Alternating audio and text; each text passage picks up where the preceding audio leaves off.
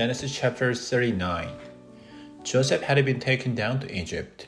An Egyptian named Potiphar had bought him from the Ishmaelite traders who had taken him there. Potiphar was one of the palace officers. He was the captain of the palace guard. The Lord was with Joseph. He gave him great success. Joseph lived in Potiphar's house. Joseph's master saw that the Lord was with him. He saw that the Lord made Joseph successful in everything he did. So Potiphar was pleased with Joseph and made him his attendant. He put Joseph in charge of his house. He trusted Joseph to take care of everything he owned. From that time on, the Lord blessed Potiphar's family and servants because of Joseph. He blessed everything Potiphar had in his house and field. So Joseph took good care of everything Potiphar owned. With Joseph in charge, Potiphar did not have to worry about anything except the food he ate. Joseph was strong and handsome.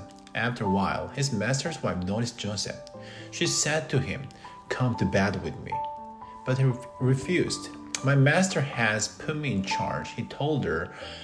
Now he doesn't have to worry about anything in the house. He trusts me to take care of everything he owns. No one in his house is in a higher position than I am.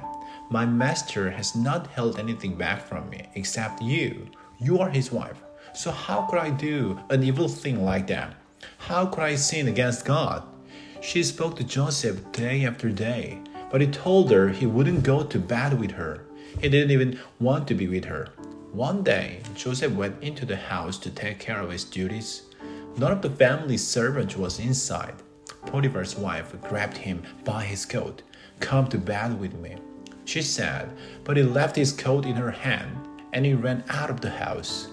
He saw that he had left his coat in her hand and had run out of the house. So she called her servant. "Look," she said to them, "this Hebrew slave has been brought here to make fun of us. He came in here to force me to have sex with him. But I screamed for help. He heard my scream, so he left his coat beside me and ran out of the house." She kept Joseph's coat with her until Potiphar came home. Then she told him her story. She said, "That Hebrew slave you brought us came to me to rape me, but I screamed for help, so he left his coat beside me and went out of the house." Potiphar's wife told him, "That's how your slave treated me." When Joseph's master heard her story, he became very angry. So he put Joseph in prison. It was the place where the king's prisoners were kept. While Joseph was there in the prison, the Lord was with him. He was kind to him. So the man running the prison was pleased with Joseph. He put Joseph in charge of all the prisoners. He made him responsible for everything done there. The man who ran the prison didn't pay attention to anything in Joseph's care. That's because the Lord was with Joseph. He gave Joseph success in everything he did. Genesis chapter 40. Sometime later, the Egyptian king's baker and wine tester did something their master didn't like.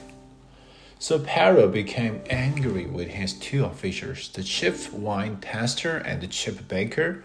He put them in prison in the house of the captain of the palace guard. It was the same prison where Joseph was kept. The captain put Joseph in charge of those men. So Joseph took care of them. Some time passed while they were in prison. Then each of the two men had a dream. The men were the Egyptian king baker and wine tester. They were being held in prison. Both of them had dreams in the same night. Each of their dreams, their each own meaning. Joseph came to them the next morning. He saw that they were sad. They were palace officials and they were in prison with Joseph in his master's house. So he asked them, "Why do you look so sad today?" "We both had dreams," they answered, "but no one can tell us what they mean." Then Joseph said to them, "Only God knows what dreams mean. Tell me your dreams." So the chief wine tester told Joseph his dream. He said to him, "In my dream, I saw a vine in front of me. There were 3 branches on the vine. As soon as it budded, it flowered, and bunches of ripe grapes grew on it. Pharaoh's cup was in my hand. I took the grapes, I squeezed them into the Pharaoh's cup, then I put the cup in his hand.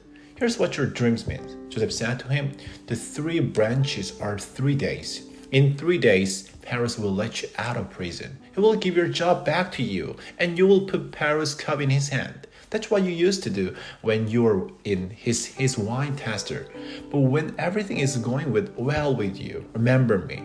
Do me a favor. Speak to Pharaoh about me, so get me out of this prison.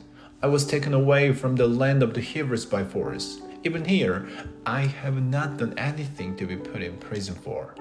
The chief baker saw that Joseph had given a positive meaning to the wine tester's dream, so he said to Joseph, I had a dream too. There were 3 baskets of bread on my head, all kinds of baked goods for Pharaoh's. Pharaoh were in the top basket, but the birds were eating them out of the basket on my head. Here's what your dream means.